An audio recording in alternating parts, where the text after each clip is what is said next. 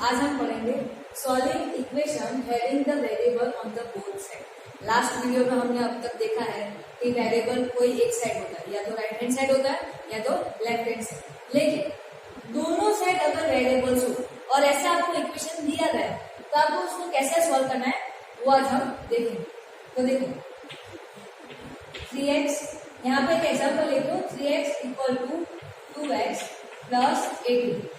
यहाँ पे left hand side and right hand side, ये आपकी लेफ्ट हैंड साइड और ये आपकी राइट हैंड साइड, दोनों साइड आपको वेरिएबल्स दिए गए। तो मोस्ट ऑफ क्या करते हैं कि वेरिएबल्स किसी वन साइड हम रख देते हैं, या तो लेफ्ट हैंड साइड का वेरिएबल राइट हैंड साइड रख देते हैं या तो राइट हैंड साइड का वेरिएबल लेफ्ट हैंड साइड रख देते हैं, और ऐसे ही आपको इक्वेशन सॉल्व करना है। तो मैं क्या करती हूँ कि राइट हैंड साइड के जितने भी वेरिएबल्स हो उसको मैं ट्रांसफर करती हूँ लेफ्ट हैंड साइड। तो देखो 3x है, राइट हैंड साइड में 2x है, ठीक है, और ये क्या है एडिशन में है, और वो हमें ट्रांसपोर्ट वाली मेथड पता है कि इक्वल टू की लेफ्ट हैंड साइड इस साइड आए तो प्लस का क्या हो जाएगा माइनस 2x इक्वल टू 18, ठीक है। तो देखो 3x माइनस 2x क्या होगा, x होगा, x इक्वल टू 8। ये आपका x हमें मिल गया। चलो अब हम चेक करते हैं कि आंसर सही है कि गलत है। तो पहले तो लेफ्ट हैंड साइड 3x है, मतलब कि 3 मल्टीप्लाई बाय 18 मल्टीप्लाई बाय 3 कितना होगा 54। और चलो राइट हैंड साइड चेक करते हैं आंसर सही है कि x की वैल्यू सही है कि गलत है। 2x प्लस 18 है, ठीक है। तो चलो 2 मल्टीप्लाई बाय 18 प्लस 18, बोलो 18 टू जा कितना होगा 36 प्लस 18, तो कितना आएगा आंसर 54। तो हम चेक यहाँ पे देख सकते हैं कि right hand side and left hand side की वैल्यू कितनी आती है, आंसर सेम आता है 54 आता है, मतलब कि x की वैल्यू 18 इस इक्वेशन के लिए सही है। अब दूसरा एग्जाम्पल लेते हैं, क्या है 5t minus 3 equal to 3t minus 5। मैंने आपको पहले बताया वैसे था वैसे ही आपको करना है कि राइट हैंड साइड में जो ये वेरिएबल है उसको मैं लेफ्ट हैंड साइड में लेकर आती हूँ। तो क्या होगा 5t माइनस 3 प्लस 3t है, वो इक्वल टू की इस साइड आएगा, तो क्या हो जाएगा minus 3t equal to minus 5। चलो अब यहाँ पे मुझे सिर्फ वेरिएबल ही चाहिए, तो इसमें एक्स्ट्रा क्या है, ये माइनस 3 है। वो अगर मैं राइट हैंड साइड जाएगा तो क्या हो जाएगा प्लस हो जाएगा, तो यहाँ पे क्या बचा 5t minus 3t equal to minus 5 plus 3। चलो अब देखो कांस्टेंट जो नंबर्स है वो राइट हैंड साइड में चले गए और वेरिएबल्स वाले जितने भी नंबर्स है वो लेफ्ट हैंड साइड में मैंने रख दी, ट्रांसपोर्ट कर दी। अब हम लाइक टर्म्स है, देखो 5t माइनस 3t क्या होगा 2t, और यहाँ पे देखो माइनस 5 प्लस 3 क्या होगा माइनस प्लस माइनस, मतलब 5 माइनस 3 2, बड़ा कौन है 5 है, उसके आगे किसकी साइन है माइनस की, मतलब क्या आएगा माइनस 2। Therefore, अब मुझे t फाइंड करना था, t के साथ 2 मल्टीप्लीकेशन में, तो वो डिवीजन में चला जाएगा, तो माइनस 2 अपॉन 2, तो क्या होगा 2 1 जा 2, माइनस 1 आंसर आएगा। चलो अब हम चेक करते हैं कि आंसर सही है कि गलत है। तो पहले लेफ्ट हैंड साइड लेती हूँ, क्या है 5t माइनस 3, तो 5 minus 1 minus 3 minus 5 minus 3 equal to minus 8 answer आया। पता चला ना कैसे किया कि t की वैल्यू मैंने माइनस 1 रखी, 5 1 जा 5, माइनस है माइनस 5, माइनस माइनस प्लस, मतलब 5 प्लस 3 कितना होगा 8 होगा, बड़ा कौन है 5 है, उसके आगे किसकी साइन है माइनस की, मतलब माइनस 8। अब हम राइट हैंड साइड लेते हैं 3t माइनस 5, 3t मतलब minus 1 minus 5, 3 into minus 1 minus 3 minus 5, minus minus plus, मतलब 5 प्लस 3 कितना होगा 8, बड़ा कौन है 5, उसके आगे किसकी साइन है माइनस, मतलब माइनस 8। अब आप देख सकते हो कि left hand side and right hand side दोनों का आंसर कितना आता है -8। ठीक है, मतलब कि आंसर सेम आता है, मतलब कि t इक्वल टू -1। यहाँ पे हमारा प्रॉब्लम सॉल्व हो जाता है। Reducing equation two simple form, मतलब कि लास्ट हमने अब तक इक्वेशन में वेरिएबल अगर वन साइड हो कैसे सॉल्व करना है वो हमने देखा। अगर वेरिएबल दोनों साइड इक्वेशन में तो उसको कैसे सॉल्व करना है वो हमने देखा। अब हम देखेंगे कि कोई भी इक्वेशन फ्रैक्शन फॉर्म में हो तो आपको उसको कैसे रिड्यूस करना है और इसकी वैल्यू आपको कैसे फाइंड करनी है वो हम देखेंगे। तो यहाँ पर मैं फर्स्ट एग्जांपल लेती हूँ। देखो क्या आपको दिया गया है, x/2 minus 1/5 equal to x/3 plus 1/4। यहाँ पे वेरिएबल दोनों साइड है, मतलब कि लेफ्ट हैंड साइड है राइट हैंड साइड। ये आपकी लेफ्ट हैंड साइड है और ये आपकी राइट हैंड साइड। फिर क्या आपको दिया गया है कि ये चारों पे चार टर्म्स है, ठीक है, तो वो टर्म्स फ्रैक्शन फॉर्म में है। तो आपको इसको कैसे सॉल्व करना है वो हम देखेंगे। तो फर्स्ट ऑफ ऑल आपको पता है कि मैंने पहले भी बताया कि वेरिएबल को वन साइड रख देना है, मतलब कि x/3 ये राइट हैंड साइड है, उसको मैं लेफ्ट हैंड साइड ट्रांसफर कर दूं तो क्या होगा x/2 माइनस 1/5 x/3 इसके आगे किसकी साइड है प्लस की, ठीक है, तो वो लेफ्ट हैंड साइड जाएंगे तो क्या हो जाएगा -x/3 इक्वल टू यहाँ पे क्या बचा सिर्फ 1/4। अब देखो इसमें सिर्फ मैंने क्या बोला वेरिएबल्स ही रखने हैं, बाकी के जितने भी कांस्टेंट टर्म है उसको मैं राइट हैंड साइड ट्रांसफर कर दूंगा। तो देखो यहाँ पे आप देख सकते हो कि x/2 ये वेरिएबल है, ये भी क्या बचा सिर्फ यही कांस्टेंट है, उसको मैं राइट हैंड साइड ट्रांसफर करूँ तो क्या होगा x/2 minus x/3 equal to 1/4 minus 1/5 है और वो राइट हैंड साइड जाएगा तो क्या हो जाएगा प्लस 1/5। अब आप देख सकते हो कि वेरिएबल मैंने लेफ्ट हैंड साइड रख दिए एंड जितने भी नंबर्स थे कांस्टेंट नंबर्स थे वो मैंने किस साइड राइट हैंड साइड रख दी। अब आपको क्या करना है x/2 माइनस x/3 को सॉल्व करना, ठीक है। अब मुझे पता है कि देखो डिनोमिनेटर्स कैसे है डिफरेंट है, मतलब कि मुझे क्या लेना पड़ेगा एलसीएम लेना पड़ेगा। तो LCM of 2 and 3 equal to क्या होगा 6 आएगा, ठीक है, x/2 माइनस x/3। यहाँ पे क्या मल्टीप्लाई करूँ 2 3 जा 6 एंड x यहाँ से 3 से मल्टीप्लाई करूँ मतलब यहाँ पे भी मुझे 3 से मल्टीप्लाई करना पड़ेगा। यहाँ पे 3 है तो 3 2 जा 6। चलो ये मैंने लेफ्ट हैंड साइड की सिर्फ एलसीएम फाइंड किया है। अब राइट हैंड साइड में भी देखो डिनोमिनेटर्स कैसे है डिफरेंट है, मतलब कि मुझे इसका भी एलसीएम लेना पड़ेगा। तो 4 and 5 का एलसीएम क्या होगा LCM of 4 and 5 equal to 20। चलो तो 1/4 प्लस 1/5 मुझे यहाँ पे मतलब कि 5 से मल्टीप्लाई करना पड़ेगा और यहाँ पे 5 मतलब कि मुझे यहाँ पे 4 से मल्टीप्लाई करना पड़ेगा।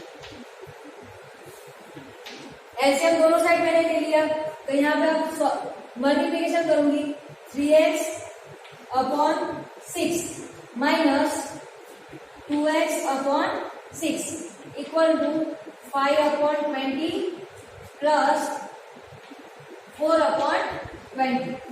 अब डिनोमिनेटर सेम आ गए, मतलब कि मुझे अब इसका और इन दोनों के बीच में किसकी साइन है सब्ट्रैक्शन की, तो ऐसा मैं लिख सकती हूँ 3x माइनस 2x/6। यहाँ पे क्या होगा 5 प्लस 4/20।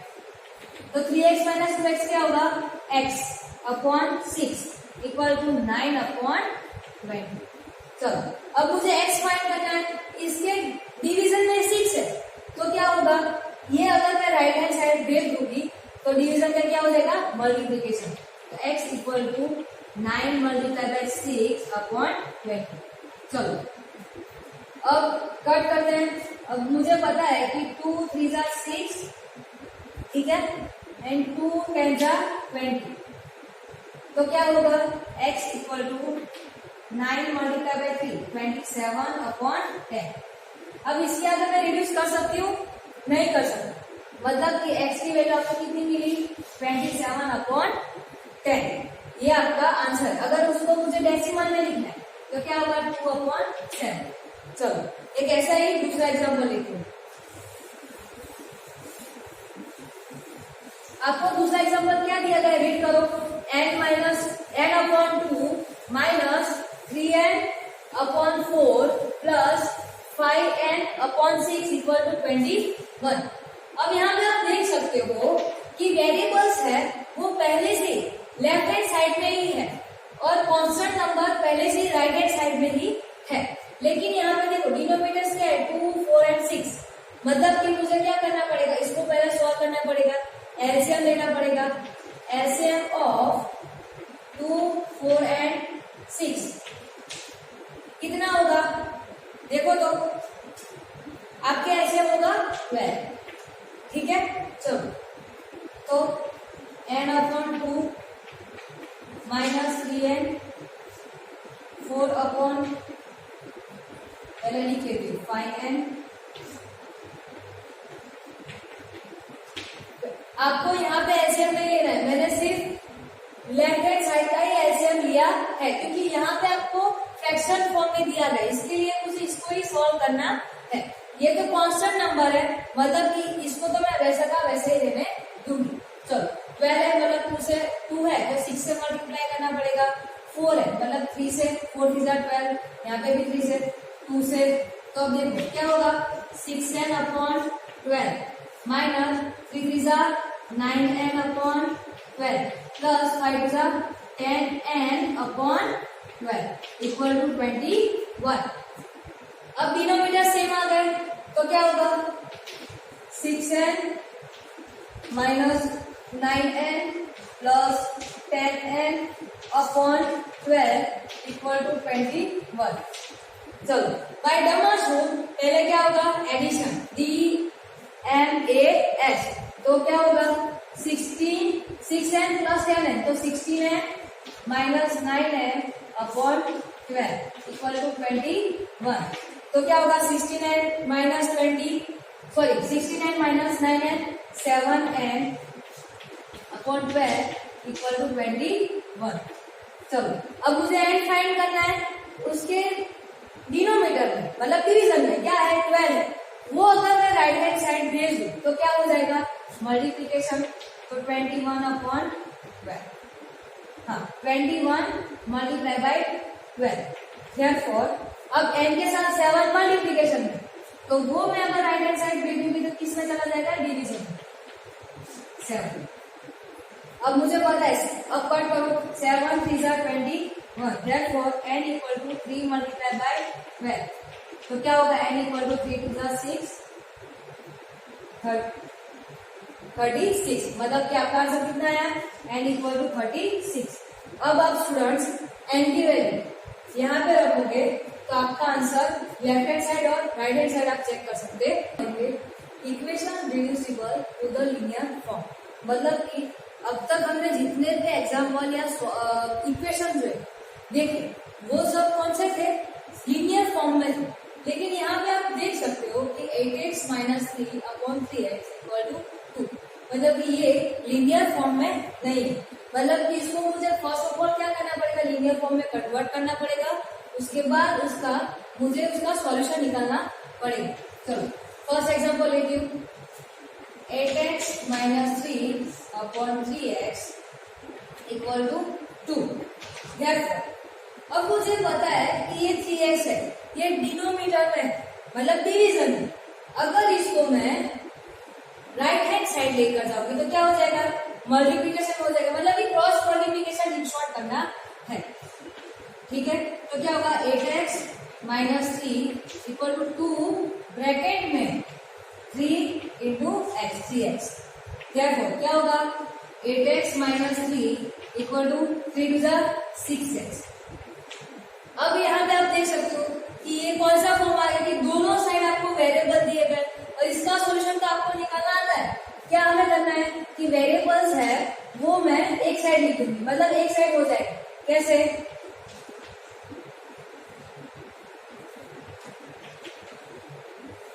ये राइट हैंड साइड में 6x है, ठीक है, वो लेफ्ट हैंड साइड में लाऊंगी तो क्या हो जाएगा, माइनस हो जाएगा। तो क्या होगा 8x माइनस 6x माइनस 3, और यहाँ पे कुछ है ही नहीं, मतलब कि 0। चलो अब यहाँ पे कांस्टेंट टर्म कौन सा है, -3 है, तो 8x minus 6x equal to -3। अगर मैं राइट हैंड साइड लेकर जाऊं तो क्या होगा, +3। अब देखो ये लाइक टर्म आ गया, 8x minus 6x 2x equal to 3, therefore x equal to 3/2। ये आपका आंसर आ गया। चलो अब x की वैल्यू अब इस इक्वेशन में रखोगे तो आंसर हमेशा आपका क्या आएगा, 2 आएगा। ये आप वेरीफाई भी कर सकते हो। चलो सेकेंड एग्जांपल क्या है, 9x upon 7 minus 6x equal to 50। यहाँ पे भी आप देख सकते हो कि आपको लीनियर फॉर्म में नहीं है, डिनोमिनेटर में 7 माइनस 6x है, तो मैंने क्या बोला, क्रॉस मल्टीप्लीकेशन करना है, मतलब ये डिनोमिनेटर का है तो राइट हैंड साइड जाएगा तो मल्टीप्लीकेशन में आ जाएगा। Therefore 9x equal to 15 bracket में 7 minus 6x, therefore 9x equal to, bracket open करूंगी तो 15 मल्टीप्लाई बाय 7 क्या हो जाएगा, 105 माइनस 15 मल्टीप्लाई बाय 6x तो क्या हो जाएगा, 15 6 90x। चलो अब ये तो लीनियर फॉर्म में आ गया, यस।